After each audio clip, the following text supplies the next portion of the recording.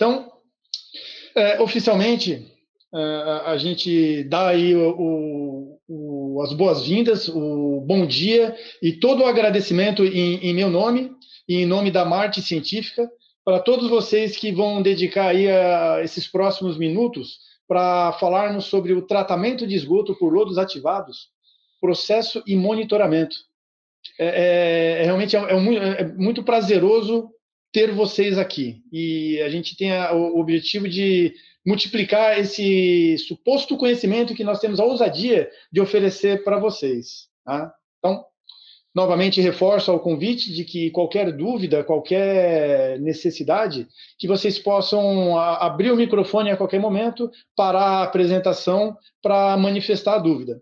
Se preferirem, escrevam lá no chat que no final a gente conversa. Então, a gente vai começar aí o nosso passeio pelo tratamento de esgoto por lodos ativados, falando sobre processo e monitoramento. Bom, meus caros, a gente vai falar de esgoto. Eu espero que para vocês que estão aqui, o esgoto não seja apenas sinônimo de cocô, de água fedida ou de mal cheirosa. Por mais que todos esses adjetivos caibam para o esgoto, né? Após esses 26, quase 27 anos lidando com o esgoto, ele não é mais para mim uma água com cocô. Eu criei uma empatia e uma simpatia por esse líquido, afinal de contas eu vivo graças a ele. E aí, eu entendo como esgoto qualquer líquido gerado por uma comunidade. Essa é uma definição clássica, trazida aí pelos papas do saneamento, Metcalfe Eddy, onde a gente tenta romper com a ideia visual, organoléptica e histórica do esgoto e entendê-lo que ele é um líquido produzido por uma comunidade. E quando a gente fala em comunidade, nós estamos falando de uma comunidade altamente tecnológica, como a nossa, a uma comunidade. Alguém está com o som ligado. Está dando uma microfonia. Obrigado. Assim como uma comunidade extremamente isolada, ou aos olhos do homem e mulher civilizado, primitiva, né, como uma tribo indígena, havendo agrupamento humano, havendo agrupamento de seres vivos, nós teremos a geração de líquido. E o esgoto, esse nosso vilão aí do meio ambiente, ele já teve um início bonito. Nada mais é do que a água potável que passa pelas nossas atividades, que passa pelas nossas mãos, pelas nossas máquinas, que passa pelas nossas pias, pelos nossos vasos sanitários. Essa água potável, ela, após o uso nos seus diversos segmentos de utilidade, ela vai se transformar no que nós chamamos de esgoto sanitário. O esgoto sanitário, segundo a ABNT 7229, a 7229 de 93, o esgoto sanitário é uma mistura de esgoto doméstico, efluente industrial e águas de infiltração. Os nomes são bem sugestivos para nós entendermos as origens dessas águas residuais. O esgoto doméstico é aquela água potável que foi utilizada dentro da nossa casa e foi mandada para a rede coletora. O efluente industrial é aquela água potável que passou pelo processo industrial e também foi lançado na sua rede coletora. As águas de infiltração. Essas são águas que, indevidamente, por algum motivo, acabam parando na rede coletora. Seja uma galeria pluvial ligada erroneamente a uma rede coletora de esgoto, ou seja, simplesmente por motivo de infiltração, por rompimento da rede, onde essa água, seja uma água pluvial ou seja uma água advinda de um lençol freático, acaba sendo introduzida na rede coletora. Mas aqui eu quero pontuar o primeiro divisor de águas em termos de conceitos. Quando eu me refiro a esgoto sanitário, estou me referindo a essa mistura: esgoto doméstico, efluente industrial e águas de infiltração. Se eu quero me referir apenas ao esgoto doméstico ou ao efluente industrial, eu tenho que chamá-los pelos nomes. Eu não posso chamar de esgoto sanitário. Tá? Inclusive, até mesmo essa questão de efluente ou esgoto, né? Isso, na verdade, são conceitos... Professor, desculpa te interromper, mas parece que você tem que aceitar uma pessoa que está tentando entrar e não está conseguindo. O pessoal mandou no chat. Opa, espera só um pouquinho. Deixa eu só ver aqui como é que eu... Aqui para mim não aparece ninguém para... Ah, tá. Eu acho que agora será que foi? O Marcos, ele está cuidando disso também. Bom, aparentemente... Opa, a Gabriela chegou. Então vamos voltar. Agradeço aí pelo aviso, hein? Então, como dizia, a diferença entre esgoto e efluente, esgoto doméstico, efluente industrial, esses termos esgoto e efluente, é puramente simbólico dentro da área. Porque efluente ou afluente é um termo utilizado para identificar o fluxo, a direção do fluxo. Afluente é algo que entra, efluente é algo que sai. Então, o esgoto doméstico é um efluente doméstico. O efluente industrial é um esgoto industrial, porque é uma água que foi utilizada, que foi gerada por esse estabelecimento. Porém, acabou se criando um hábito de se chamar de esgoto doméstico e efluente industrial, apenas com muito mais uma questão de hábito do dia a dia, do meio do saneamento. Bom, então, esse é o nosso esgoto sanitário. E o que tem nesse esgoto sanitário? Né? Ele majoritariamente é feito de água. 99,9% do esgoto é água. Exatamente. Sobra 0,1% que são as impurezas que nós adicionamos quando utilizamos essa água potável. Vocês podem falar, poxa, 0,1%? 0,1% de sujeira. 0,1% de sólidos, de matéria orgânica, de nutrientes e patógenos. Parece pouco, né? Mas é que porcentagem, esse conceito matemático, essa ferramenta matemática, ela esconde um pouco a sua dimensão, porque ela não pode ser aplicada sozinha. Ela tem que ser referenciada. Um exemplo muito claro. Se vocês tiverem que viver com 0,1% do meu salário, vocês vão passar fome. Agora, se Bill Gates nos der 0,1% de sua fortuna, a gente vai viver abastado. Então, quando a gente fala de 0,1% de sólidos, matéria orgânica, nutrientes e patógenos que são acrescidos à água potável, compondo o esgoto, a gente pensar no volume de esgoto gerado ao longo do dia, esse 0,1% torna-se uma imensidade, torna-se toneladas e toneladas, como a gente vai ver daqui a pouco, e justifica todo o impacto ambiental provocado pelo lançamento in natura desse esgoto nos corpos receptores.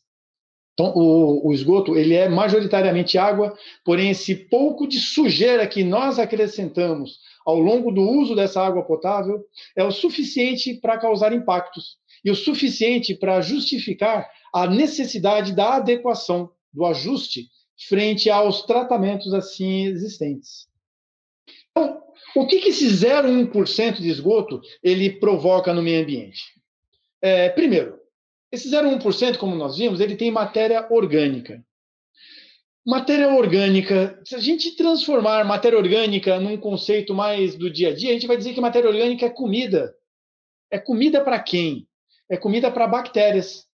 As bactérias presentes nos corpos receptores vão se alimentar dessa matéria orgânica, vão comer esse alimento que está no esgoto, liberando CO2, resíduos mineralizados, como nós fazemos, e produzindo energia. Energia para ela manter-se viva, para ela produzir as suas enzimas, construir o seu protoplasma, reconstruir a sua membrana, enfim, para ela manter o seu metabolismo e, acima de tudo, energia para que ela faça o que Deus mandou: crescer e multiplicar. A bactéria, meus caros, para quem não lembra das aulas de biologia lá do ensino médio, é um ser unicelular procarionte. É um ser formado por uma única célula desprovida de núcleo organizado. É o único ser procarionte. É uma única célula que, ao se alimentar da matéria orgânica presente do esgoto, vai obter energia para se reproduzir. E a reprodução bacteriana é uma reprodução exponencial. Ela vai dobrando ao longo do tempo. E quanto maior é a população das bactérias, maior será o consumo de oxigênio para se alimentar. Percebe que isso vira um ciclo? Porque essas bactérias, elas são como nós, autótrofas, heterótrofas, e necessitam do oxigênio, elas necessitam de um meio aeróbio. Então, enquanto tiver comida, elas vão respirar para produzir energia, vão se reproduzir, vão gerar mais bactérias, vão se alimentar mais, vão respirar mais. O resultado desse ciclo é a escassez de oxigênio. Porque o oxigênio dissolvido, presente nos corpos d'água, eles vêm do equilíbrio que existe entre o oxigênio atmosférico e a sua transferência para a fase líquida. O aumento da população bacteriana faz com que essa demanda seja imensa, seja maior do que a oferta. Então, a oferta de oxigênio se mantém, a demanda por esse oxigênio aumenta, porque a oferta de comida não para de crescer em função do contínuo lançamento de esgoto. Isso vai fazer com que o oxigênio se acabe. Esse é o grande problema do lançamento de matéria orgânica nos corpos d'água. A escassez do oxigênio em função do aumento da população de bactéria devido ao seu favorecimento, porque a gente está dando comida para eles. Um outro problema também associado ao lançamento de esgoto, presente nesse 0,1%, é o lançamento de nutrientes, nitrogênio e fósforo. Nitrogênio e fósforo são macronutrientes e eles têm uma função muito importante na limitação do crescimento ou no favorecimento do crescimento populacional. O que acaba acontecendo? Quando eu tenho um excesso de amônia, de nitrogênio e de fósforo, nós teremos um favorecimento para o crescimento de algas. A gente vai ter o fenômeno da eutrofização. Eutrofização é um crescimento excessivo de algas. Por que vai acontecer esse crescimento excessivo de algas num corpo receptor que recebe esgoto? Porque o esgoto é rico em nitrogênio e fósforo. Logo, o nitrogênio e fósforo presente no esgoto favorece esse crescimento excessivo de algas e produz a eutrofização. A eutrofização ela prejudica a qualidade natural da água e ela prejudica sobremaneira a vida aquática, na medida em que esse crescimento excessivo de algas permite a liberação de toxinas, as cianotoxinas, por exemplo, dificulta a transferência de oxigênio atmosférico para a fase líquida e vai dificultar a vida de animais e demais seres vivos que habitam a fase líquida. Então, a presença de matéria orgânica favorece a vida das bactérias, que provocarão a escassez de oxigênio. A presença de nutrientes favorece o crescimento excessivo de algas, que pode provocar a eutrofização, que também vai prejudicar a vida aquática. Esses dois camaradas, matéria orgânica e nutrientes, presentes no esgoto, vão provocar uma alteração na qualidade da água, impactando negativamente na vida aquática. E é claro, não podemos esquecer, esse 0,1% de esgoto, ele é portador de micro-organismos patógenos. Então, a água que recebe esgoto acaba virando um mecanismo de veiculação de doenças, de patógenos, de viroses, de doenças parasitárias, fazendo com que o nosso país ainda seja um exemplo negativo de casos de mortalidade, de aumento da mortalidade infantil provocado por doenças diarreicas, que na sua maioria é potencializada pela ingestão de água não tratada. Então vejam, só esses três elementos, nutrientes, matéria orgânica e micro-organismos patógenos, são suficientes para nós buscarmos justificativas ao tratamento desses 0,1% de resíduos adicionados à água potável que compõem o esgoto. Dessa forma, o tratamento de esgoto ele tem como principal objetivo ajustar esses três elementos, remover a níveis seguros esses três elementos, matéria orgânica, nutrientes e patógenos, para que esse líquido gerado pelas comunidades, para que esse esgoto tratado possa ser lançado nos corpos receptores sem provocar esses impactos. E aí, então, a gente entra no mundo do tratamento de esgoto. De uma forma geral, independentemente das tecnologias utilizadas, o tratamento de esgoto ele carece de um tratamento preliminar. O tratamento preliminar ele tem por função a remoção de sólidos grosseiros e areia. Dentro de uma estação de tratamento de esgoto, ou mesmo dentro de uma estação de tratamento de efluente industrial, é necessário remover elementos, remover matérias e substâncias que não configuram nem matéria orgânica e tampouco nutrientes. Quer dizer, não são elementos que podem ser utilizados por micro-organismos. São elementos grosseiros ou inorgânicos que só atrapalharão o processo. O tratamento preliminar, ele, em geral, é composto por um tanque de equalização. O tanque de equalização, ele é fundamental, porque ele amortiza as cargas do afluente. Ele é um tanque de acúmulo, ele é um pulmão, digamos assim, que vai acumulando o esgoto e de forma a fazer com que o tratamento que se segue à sua jusante, seja contínuo, sem interrupções. Então, além de eu equalizar a aplicação do esgoto no tratamento, ao ter um tanque de equalização, eu consigo também amortizar cargas de choque. Eventualmente, pontualmente, pode entrar um lote de esgoto com algum pH errado ou algum composto não biodegradável, enfim.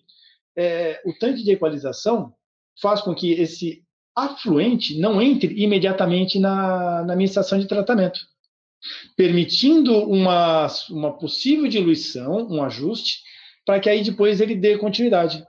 Então, ele é fundamental num projeto que nós tenhamos esse tanque de equalização.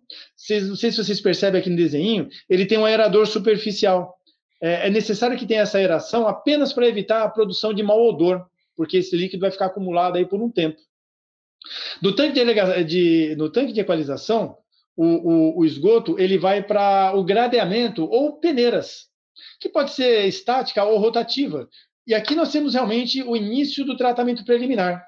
Essas peneiras finas, médias ou grossas irão remover partículas grosseiras, que podem ser desde cavacos de madeira, pedacinhos de plástico, como garrafas PETs, pneus e companhia. Sólidos que não devem ir para o tratamento, porque apenas causarão problemas de obstrução ou de prejuízos ao maquinário. Então, as peneiras fazem esse serviço de retirar os sólidos grosseiros. E as caixas de areia ou canal de areia têm a função de remover areia. Quando a gente fala numa estação de tratamento de efluente industrial, pode ser que esse canal de areia não seja necessário.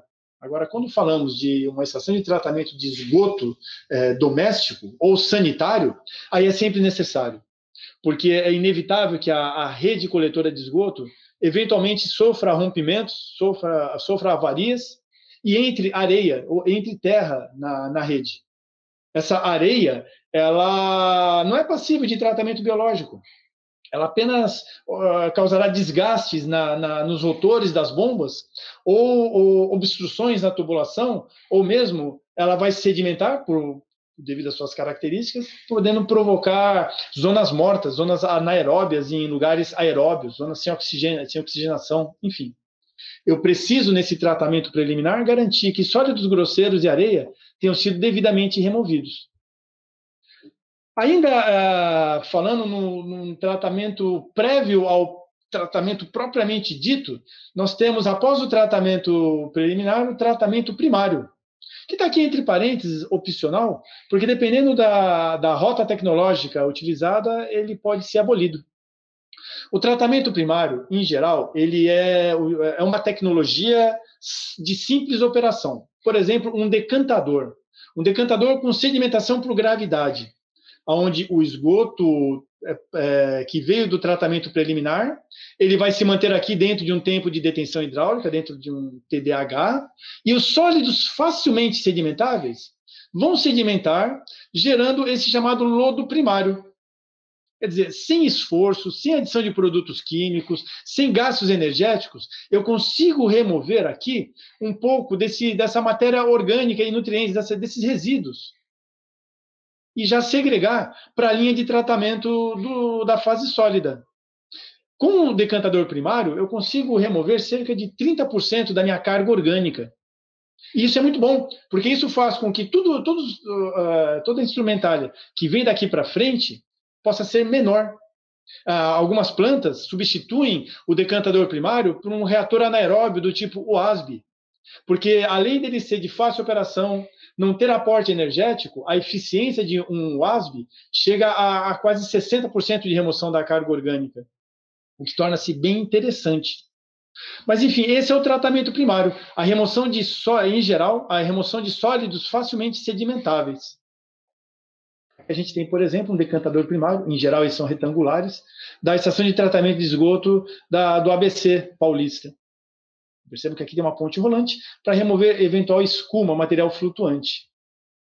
E aí chegamos no tratamento secundário, que é onde o chicote estrala. Lá é onde realmente nós teremos a remoção da matéria orgânica, da comida das bactérias. Essa remoção da matéria orgânica pode ocorrer por meio de processos físico-químicos, onde a ação de produtos químicos ou a imposição de barreiras físicas, como filtros, é que vão ser a chave para a remoção da matéria orgânica. No outro braço, nós temos os processos biológicos, onde a remoção da matéria orgânica vai ocorrer devido à ação de micro-organismos, de bactérias.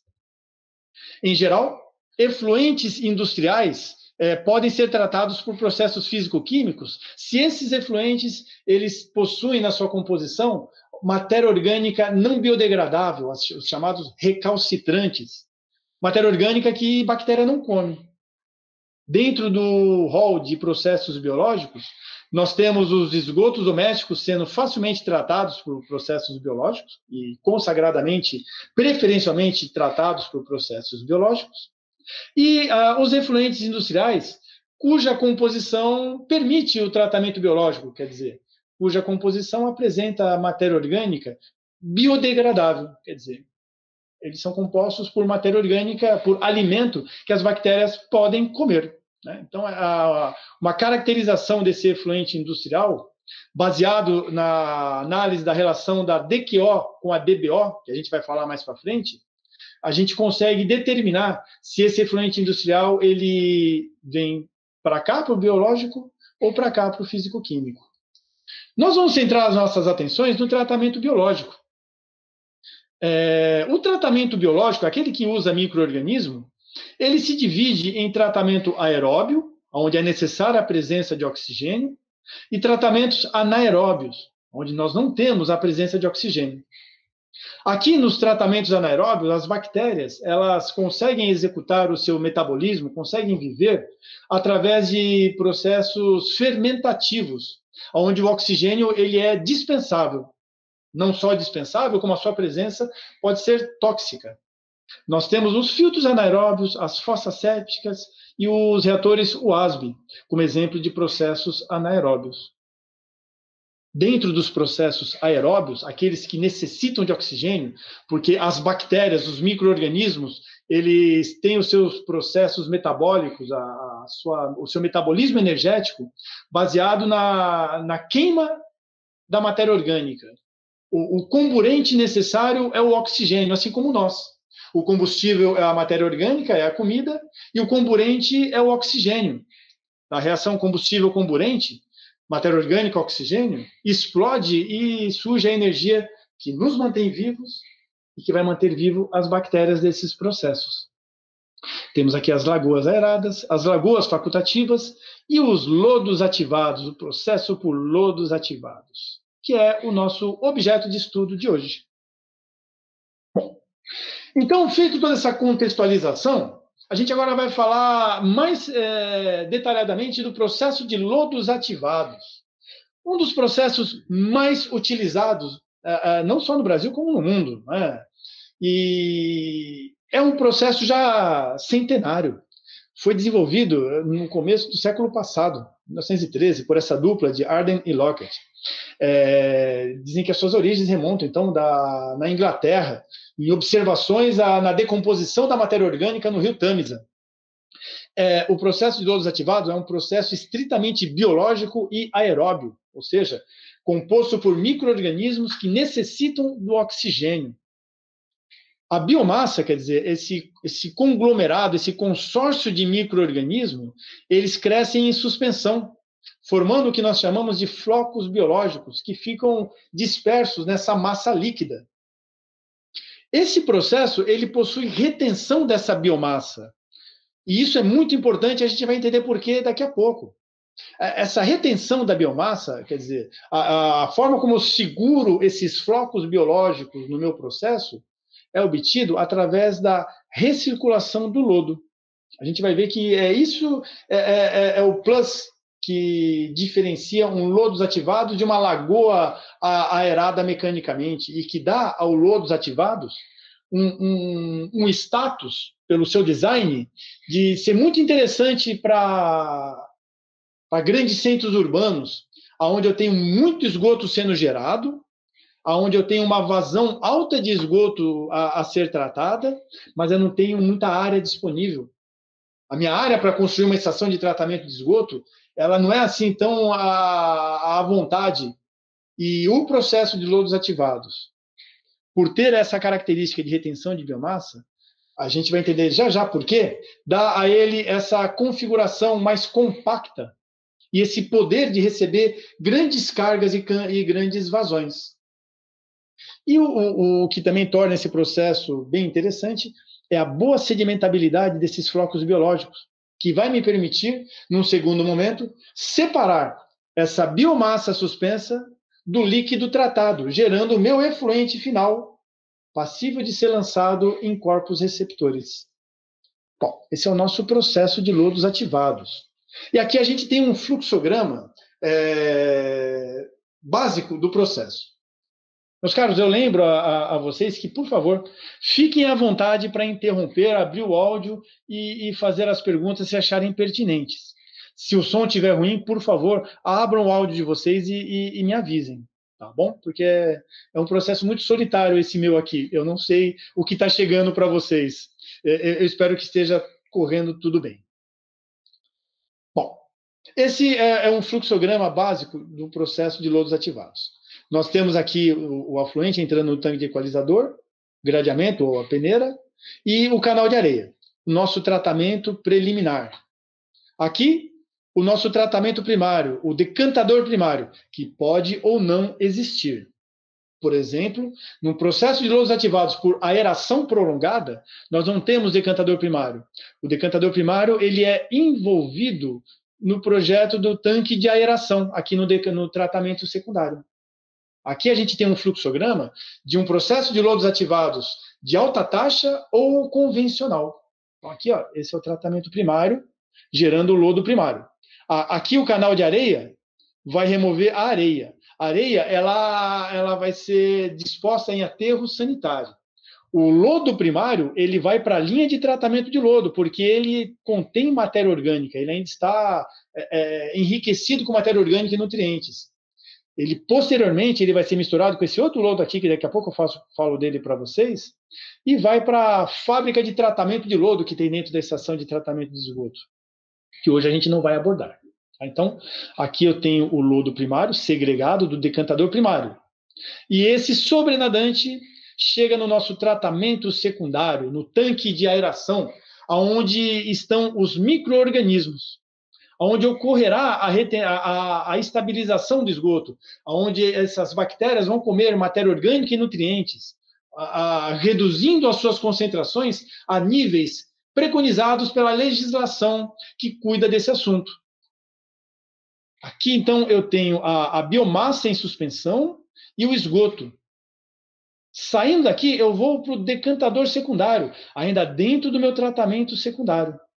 No decantador secundário, eu terei, a exemplo do decantador primário, a separação por gravidade do lodo biológico, dos flocos biológicos, e aqui em cima, no sobrenadante, vai ficar o esgoto tratado, ou o efluente final. Como eu disse a vocês, esses flocos biológicos, essa biomassa, tem uma excelente sedimentação.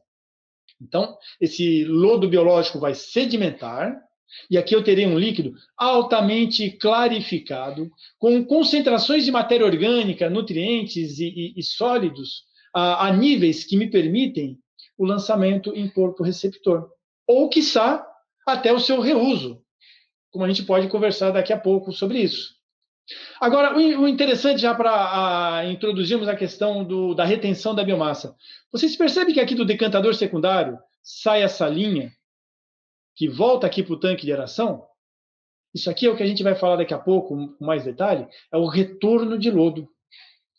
Eu pego uma parte desse lodo biológico, desses flocos biológicos, e devolvo aqui para o tanque de aeração.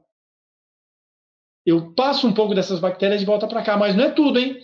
Vejam que eu tenho aqui o descarte do lodo biológico também. Esses dois lodos, o lodo secundário e o lodo primário, em geral, eles são misturados e seguem a sua vida para o tratamento do lodo. Esse, então, é um fluxograma básico de um processo de lodos ativados de alta taxa ou convencional.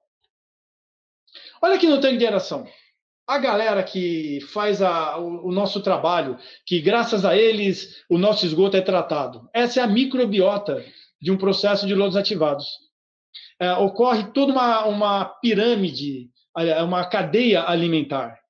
Na sua base, nós temos os flocos biológicos formados por colônias de bactérias. As bactérias são os caras. Eles que vão necessariamente comer a matéria orgânica. Nós temos também nesse consórcio microbiano os protozoários, seres unicelulares eucariontes, com núcleo, quer dizer, já são mais desenvolvidos, que se alimentam um pouquinho de matéria orgânica que vem do esgoto, mas a função deles é se alimentar de bactérias, ajudando a eliminar flocos dispersos e a manter o floco bacteriano num tamanho bom. Acima dos protozoários, nós temos os micrometazoários. Metazoários, meus caros, que fugiram da aula de biologia, são os pluricelulares, são animais, assim como eu, como vocês. São pluricelulares micro, que vivem aqui. São os rotíferos, são os tardígrados, são excelentes indicadores de um lodo biológico que não tem carga tóxica e que também tem uma idade já avançada. Já deu tempo para eles se desenvolverem. Eles se alimentam de protozoários e se alimentam de flocos biológicos dispersos. Nós temos também aqui, nessa microbiota, a presença de anelídeos, mas majoritariamente são esses três elementos aqui, esses três seres vivos que estão compondo a nossa microbiota, que fazem a estabilização da matéria orgânica, sempre com ênfase às bactérias. Esse processo biológico aeróbio do lodos ativados, para que ele ocorra, é necessário, já que eu tenho bactérias, seres vivos lá como elemento, como protagonista desse tratamento, eu tenho que fazer com que esses micro-organismos tenham uma vida de rei. Eu tenho que cuidar da saúde deles. Então, eu tenho que garantir disponibilidade de oxigênio, eu tenho que garantir disponibilidade de nutrientes, eu tenho que ter uma quantidade de nitrogênio e fósforo que seja compatível à quantidade de matéria orgânica, na forma aqui de DBO, que eu vou oferecer para eles. Em geral, para processos biológicos aeróbios, eu tenho que ter 100 partes de matéria orgânica para 5 partes de nitrogênio para 1 parte de fósforo.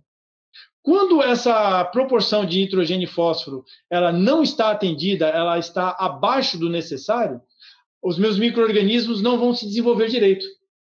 O meu processo vai ficar capenga. Então, em algumas situações, principalmente no tratamento de efluentes industriais, eu preciso adicionar nutrientes para chegar a essa relação. É fundamental que o pH seja neutro, é fundamental que eu não tenha substâncias tóxicas e a temperatura tem que ser favorável. Nós vivemos num país tropical onde isso jamais, mesmo nos lugares mais frios, jamais isso será um problema. Bom, como que se dá a remoção da matéria orgânica lá no nosso tratamento secundário, no tanque de aeração? Se dá da mesma forma que ocorre no corpo d'água, no rio, no lago, onde eu lanço o esgoto. A matéria orgânica vai ser assimilada por bactérias e vai se obter energia, onde ela vai cuidar do seu metabolismo, vai se reproduzir, vai viver. Mas são as bactérias que vão comer a matéria orgânica. Por isso eu tenho que ter disponibilidade de oxigênio. Aqui, nós vamos ter difusores introduzindo continuamente no tanque de aeração oxigênio, o que não acontece no rio. Então, no meu projeto, quando eu projeto uma estação de tratamento de esgoto, eu prevejo o quanto de oxigênio eu vou ter que oferecer para essas bactérias em função da quantidade de comida que eu vou introduzir nesse tanque de aeração, de forma que eu sempre atenda à demanda dessas bactérias. Em geral, um tanque de aeração de um processo de lodos ativados convencional, ele se mantém com um oxigênio dissolvido, com um OD, em torno de 1 até 3 miligramas por litro de oxigênio, continuamente. Ou seja, está entrando comida, mas não falta oxigênio. No rio, entra comida e falta oxigênio. Por isso que lá a coisa degringola. E aqui, no meu tratamento, que é uma obra de engenharia controlada, isso não vai acontecer. O nitrogênio, como que eu removo nitrogênio? A remoção de nitrogênio, ela vai acontecer no nível terciário, já que o tratamento secundário é para remover matéria orgânica. Ela pode acontecer até junto com o tratamento secundário. Então, vejam só, o nitrogênio orgânico, ele é eliminado, por exemplo, as nossas proteínas, os nossos aminoácidos. Quando ele entra no tanque de aeração, as bactérias vão comer esse nitrogênio orgânico e vão transformá-lo em nitrogênio amoniacal, num processo chamado de amonificação. Essa amônia, esse NH4+, ele também vem do esgoto na nossa urina. Essa amônia vai ser comida dessas bactérias aqui. Olha o nome bonitinho. Nitrosomonas. As nitrosomonas são bactérias, são quimiobactérias. Nós comemos picanha, cachorro-quente. Essas bactérias normal do esgoto comem matéria orgânica, o cocô. A nitrosomona come amônia, come NH4. Ela usa NH4 para obter energia e precisa de oxigênio. Então, as nitrosomonas vão se alimentar da amônia para obter energia e vão produzir como resíduo o nitrito. O nitrito, o NO2, por sua vez, é comida dessa outra bactéria aqui, ó, da Nitrobacter, que também vai usar oxigênio, vai comer nitrito para obter energia e vai gerar nitrato. Nós estamos falando aqui, ó, da nitrificação. A nitrificação é a transformação do nitrogênio amoniacal em nitrato. Isso tudo acontece no ambiente aeróbio. Dessa forma, eu estou transformando um elemento, o nitrogênio orgânico, que pode ser utilizado por micro-organismos no consumo de oxigênio, num elemento que micro-organismo aeróbio não usa.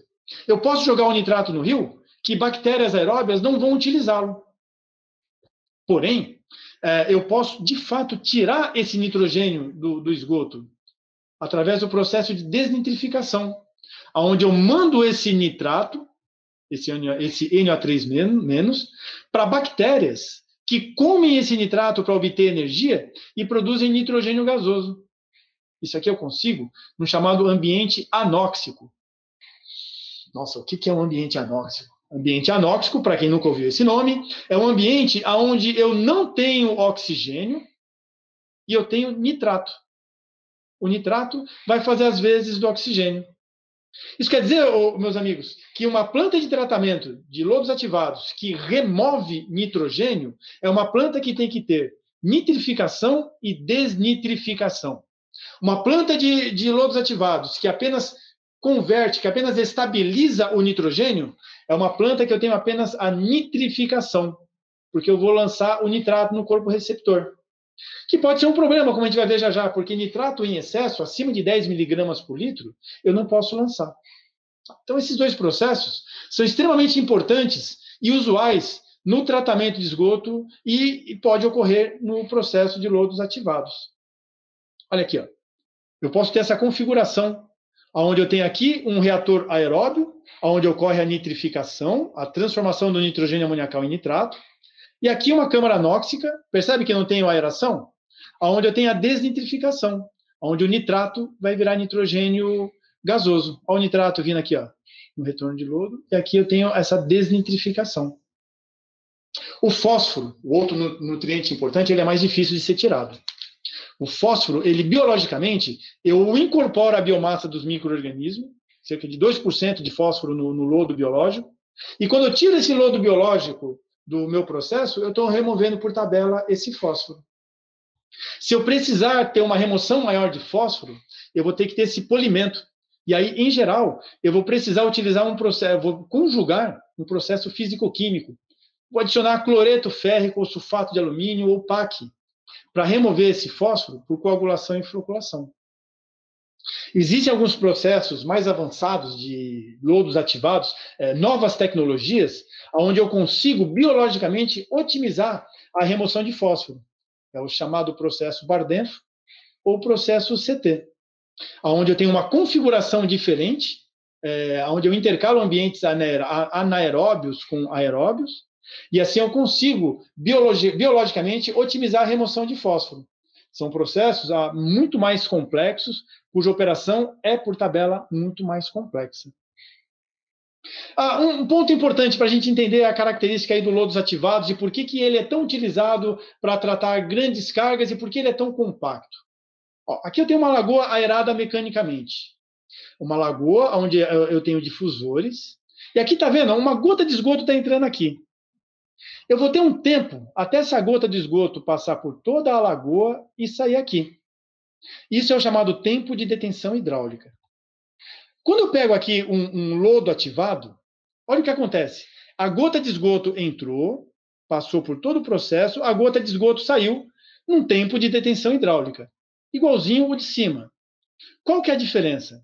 Aqui em cima, na lagoa aerada mecanicamente, enquanto essa gota de esgoto está passando, as bactérias estão tendo que comer ela. Ou seja, os micro-organismos eles vão ter o tempo para comer, para degradar a matéria orgânica presente no esgoto que entra aqui, o tempo que eles têm é o tempo que o esgoto tem para passar por toda a lagoa. Olha aqui agora que diferença. Eu recirculo o lodo, eu pego essa bactéria que está aqui e jogo ela para cá. Ou seja, o micro-organismo ele fica muito mais tempo no sistema. Qual que é a diferença? Uma lagoa aerada mecanicamente, para que eu tenha eficiência, eu preciso dar muito tempo para o micro-organismo comer. Eu preciso dar 10 dias, 20 dias. Só que isso impacta no tamanho dela. Porque para eu conseguir um TDAH de 10 dias, de 20 dias numa lagoa aerada, eu vou ter que ter um comprimento gigantesco para que o micro-organismo possa comer ao longo desses 20 dias até ele sair junto com o efluente. Aqui não. O tempo de detenção hidráulica é diferente do tempo de permanência do micro-organismo, que eu chamo de idade do lodo. A idade do lodo é o tempo de permanência do micro-organismo no meu processo. Eu tiro ele daqui e jogo ele aqui. Eu recirculo o lodo. Eu mantenho ele muito mais tempo. A idade do lodo é muito maior do que o tempo de detenção hidráulica. Isso faz com que, enquanto o tempo de detenção hidráulica em um lodo ativado seja aí de 2 horas, por exemplo, eu consiga trabalhar com a idade do lodo de 2 dias, de 6 dias, de 28 dias. Ou seja, o esgoto fica 2 horas aqui no meu processo. O micro-organismo pode chegar até a 30 dias aqui dentro, porque eu vou mantendo preso, eu retenho a biomassa. Isso faz com que todo esse processo seja infinitamente menor, ele seja muito mais compacto. E eu aumento aqui a população de micro-organismos, eu posso receber mais carga. E aí, em condições ambientais favoráveis, eu tenho comida, tenho oxigênio, a biomassa, os micro-organismos aqui expressos em sólidos em suspensão voláteis, não para de crescer. Isso até é ruim, porque se eu tiver muito micro-organismo, pode ser que a quantidade de substrato, de matéria orgânica e de oxigênio possa faltar. Eu tenho que manter essa população de micro-organismos em níveis ideais. E para isso, eu tenho que, então, fazer descartes. Eu descarto o lodo em excesso. Esse lodo que eu recirculo para o tanque de aeração não é 100%. Uma parte dele eu retiro do meu processo. Esse descarte pode se dar tanto direto aqui do decantador secundário, como também eu posso tirar esse lodo em excesso do tanque de aeração. Vai depender da estratégia operacional utilizada. Então, olha só. A idade do lodo é um parâmetro fundamental para controlar o lodos ativados. É a idade do lodo que vai fazer com que exista um processo chamado de alta taxa, convencional ou aeração prolongada, onde em cada um a idade do lodo varia. E como que eu faço para controlar isso? Eu controlo pelo descarte do excesso de lodo. quando eu tiro o lodo, eu estou tirando uma parcela de lodo que, estatisticamente, vai me representar a permanência disso que não foi retirado dentro do meu processo. Então, o lodo fica recirculando, a bactéria está lá, rodando. 2 bactérias estão lá rodando. De repente, eu tiro uma. Continua a outra rodando. Quer dizer, quando eu descarto, eu controlo esse tempo de permanência dela no meu sistema. E todo esse processo, para ele acontecer, eu preciso monitorá-lo. É fundamental o monitoramento analítico. A matéria orgânica, eu consigo medi-la indiretamente através da DBO, que é a demanda bioquímica de oxigênio, e a DQO, que é a demanda química de oxigênio. A DBO, essa análise laboratorial, dura 5 dias para eu ter um resultado. Por isso que é DBO 5,20.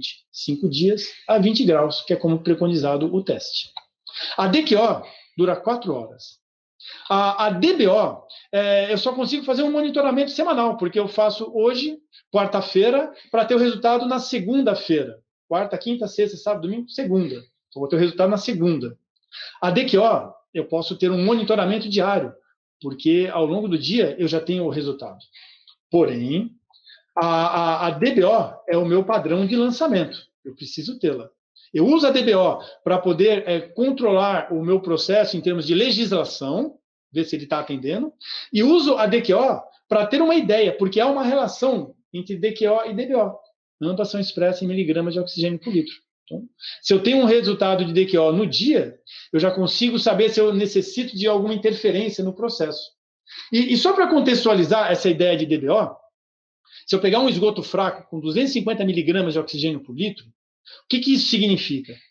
1 litro desse esgoto, 1 litro de esgoto, tem uma quantidade de matéria orgânica que, para a bactéria comer, ela vai precisar de 250 miligramas de oxigênio. Meus caros, o oxigênio, num rio de classe 1, o máximo que eu vou achar são 5 miligramas de oxigênio.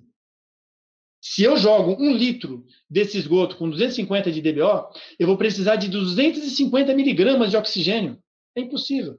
É por isso que causa a escassez. E é por isso que essa DBO ela é limitada em termos de lançamento de acordo com as classes do rio. Então, eu tenho no classe 1, posso lançar no máximo 5 miligramas de DBO, no classe 2, 5, no classe 3, até 10 miligramas de oxigênio por litro de DBO. Nutrientes. A série nitrogenada me permite medir o nitrogênio total Kildall, o nitrogênio amoniacal, nitrito e nitrato. Se eu fizer a diferença de nitrogênio amoniacal por nitrogênio total Kildall, eu tenho o meu nitrogênio orgânico. Esses 4 parâmetros, eu consigo ter o resultado no dia. Então, eu tenho um monitoramento diário, sendo que o nitrogênio amoniacal é o meu padrão de lançamento. É ele que eu tenho que cuidar com muito mais atenção, porque é ele que vai me permitir inferir em termos de lançamento na rede. O nitrato, ele também é importante, porque ele é padrão de potabilidade. O fósforo. O fósforo eu consigo quantificá-lo analiticamente através do fósforo total ou do fósforo solúvel. A diferença entre o fósforo total e o solúvel me dá o fósforo orgânico. Também consigo monitoramento diário, e o fósforo total é o meu padrão de lançamento. Eu preciso ter, então, uma análise muito, muito bem feita desse elemento. Os sólidos. Eu consigo quantificar sólidos totais, sólidos em suspensão nas suas parcelas fixas e voláteis, e o teor de sólidos. Consigo também fazer sólidos sedimentáveis. Todas essas 3 parcelas de sólidos totais em suspensão ou teor de sólidos, eu uso para monitorar o meu processo, para saber se está tudo ok, se não há nenhuma perda de sólido no meu efluente, se a minha biomassa que está retornando está no valor adequado. Enfim, são valores que eu uso para o monitoramento da estação de tratamento. Já os sólidos sedimentáveis, ele é padrão de lançamento. É feito lá no efluente final e eu tenho que fazê-lo continuamente para saber se ele está atendendo à legislação. A legislação, o CONAMA, a 357 ou os decretos estaduais, eles fixam um valor de 1 ml por litro, 1 ml de lodo por litro para sólidos sedimentáveis.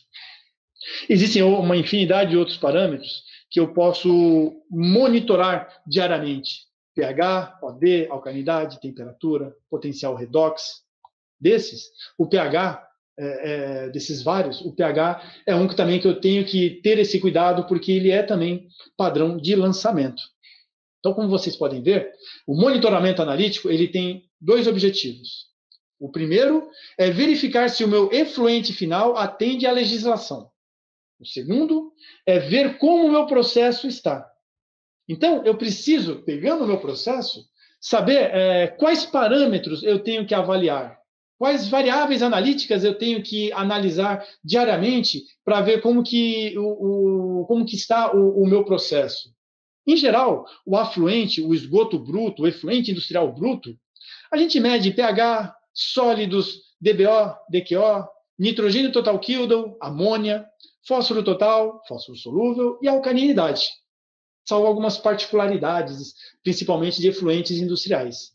Então, eu faço essa série de medidas no meu esgoto bruto e faço essas mesmas medidas no meu esgoto tratado, acrescentando nitrito e nitrato, que serão gerados em eventual nitrificação aqui no meu tratamento secundário, no tanque de aeração.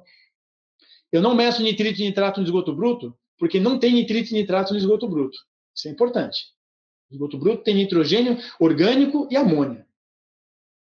De posse desses resultados de input e output, de entrada e saída, eu consigo avaliar a eficiência do meu processo. E avaliar aqui nos meus dados de saída se está atendendo à legislação. Ao longo do processo, eu tenho como fazer um balanço de massa, verificar o quanto de sólido está sendo recirculado em todas as linhas em que ocorram a recirculação. Da mesma forma, na linha de tratamento de lodo, eu consigo também monitorar a concentração de sólidos. Em processos específicos, onde ocorra, por exemplo, a nitrificação e desnitrificação, ou a remoção de fósforo, onde eu tenha, por exemplo, um ambiente anaeróbio, já num tratamento terciário, eu posso monitorar para avaliar o comportamento do processo em termos do fósforo. Na câmara anaeróbia, eu posso avaliar redox, o nosso ORP aqui, fósforos, nitratos, sólidos, pH e temperatura. Numa câmara anóxica, onde ocorre a nitrificação, e onde ocorre a desnitrificação, aliás, eu também monitoro o ORP, que vai me dizer se o ambiente está anóxico, eu monitoro o nitrato, para ver se está produzindo nitrato, sólidos para saber o quanto que eu tenho de biomassa, pH e temperatura para saber se elas estão bem, se as minhas bactérias estão vivendo tranquilamente. No meu tanque de aeração, eu também monitoro o potencial redox para saber se o ambiente está devidamente aeróbio, o OD para saber qual o nível de oxigênio, sólidos para eu controlar a população de micro-organismos, pH e temperatura como condições ambientais desses micro-organismos. No meu decantador secundário, eu tenho que monitorar essa manta de lodo, ver se ela está sedimentando bem, ver qual é o teor de sólidos aqui, enfim. Eu tenho que ter um controle analítico do começo ao fim. Eu posso fazer isso com um monitoramento manual, onde o operador ele coleta amostras e manda para um laboratório, onde o operador ele faz medições in loco. Ou eu posso ter todo esse monitoramento de forma remota. Hoje eu tenho sensor para praticamente tudo. Eu posso instalar sensores ao longo de toda a minha planta de tratamento. Eu posso fazer um sistema SCADA e colocar um CLP pegando todos esses dados e simplesmente, ao longo do dia, consultar esses dados com um pendrive, baixar esses dados e trabalhá-los. Eu consigo controlar pH, redox, OD, eu consigo automatizar todo o meu processo ao ponto de nem precisar estar lá pagiando ele. Eu posso, por exemplo, criar mecanismos que façam com que, na medida em que a quantidade de amônia que entra no meu processo aumenta, esse controlador ele manda aumentar a taxa de oxigênio. Eu posso ter aqui um medidor de DQO, que à medida em que a matéria orgânica aumenta, o oxigênio dissolvido vai aumentar automaticamente. Eu posso ter aqui na saída um medidor de turbidez, que vai ter uma correlação com sólidos em suspensão, que me mostra que, se esses sólidos estiverem alto, meu processo não está bom, aqui vai gerar um alarme para que eu possa atuar, seja voltando todo esse efluente para o início, ou seja, vendo o que está acontecendo. A coisa está tão desenvolvida hoje tecnologicamente que uma análise que eu levo 5 dias para fazer, eu consigo tê-la momentânea no momento em que eu faço. Existem sondas hoje que me medem DBO, DQO e COT ali, no exato momento. É claro que a gente está falando de um equipamento de preço ainda alto e que necessita de uma calibração muito longa. A medida de DBO, DQO, COT, ela é feita por correlação. Então, eu tenho que criar uma curva e ajustar essa curva. É feita uma medida dentro de comprimentos de onda, através da emissão de um comprimento de onda, onde isso é chamado de COT, DBO e DQO. Eu vou alimentando esse equipamento com várias curvas, com várias análises desse mesmo efluente. Eu fico 1, 2, 3 meses mostrando para esse efluente, para essa sonda, esse efluente, e dizendo os valores. Ao ponto de o equipamento vai criar uma biblioteca para esse efluente, aonde, ali a pouco, eu consigo, com a sonda, medir e ter uma medição bem próxima da real. Se eu quiser usar essa sonda para um outro efluente, eu tenho que criar essa nova biblioteca. Enfim, eu posso fazer um monitoramento tanto de uma forma tradicional, como eu posso ter um monitoramento do processo dessa forma automatizada, à distância, com muita segurança. Enfim, meus caros, considerações finais. Processos todos ativados. Ele é indicado para remoção de matéria orgânica e nutrientes. Ele ocupa um espaço muito menor comparado com outras tecnologias. Ele, também comparado com outras tecnologias, ele tem uma capacidade de recebimento de carga e de vazão superior. A sua eficiência em termos de remoção de DBO, em termos de remoção de matéria orgânica, supera os 95%. De forma a gerar um efluente final que atenda a todos os padrões legais de emissão, seja em corpos d'água ou seja na rede coletora. É um processo caro comparado com outras tecnologias, é um processo que requer uma operação especializada, porque nós vimos que ele precisa ser monitorado analiticamente. Então, eu digo com muita certeza para vocês, a operação e o monitoramento do processo é a chave para o sucesso. Não adianta vocês investirem uma bala com um processo caríssimo, com tanques lindos, com bombas de deslocamento positivo extremamente caras, com difusores maravilhosos, enfim, com uma infraestrutura linda de inox. Se vocês não tiverem uma operação qualificada e não monitorarem esse processo, é você comprar uma Ferrari e parar num posto de combustível hoje e com a gasolina a 2,50 e você abastecer.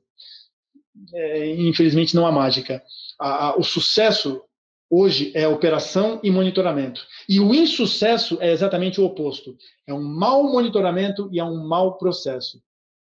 Por que ocorre um mau monitoramento e um mau processo? Quando eu não invisto na minha mão de obra que vai cuidar do meu processo, do meu tratamento, e quando eu não invisto em equipamentos analíticos ou em análises que me permitam saber o que está acontecendo do começo ao fim. Ufa. Bom, meus caros, aqui estou eu de volta. E aí agora, isso basicamente era isso o nosso tour hoje pelo Lodos Ativados.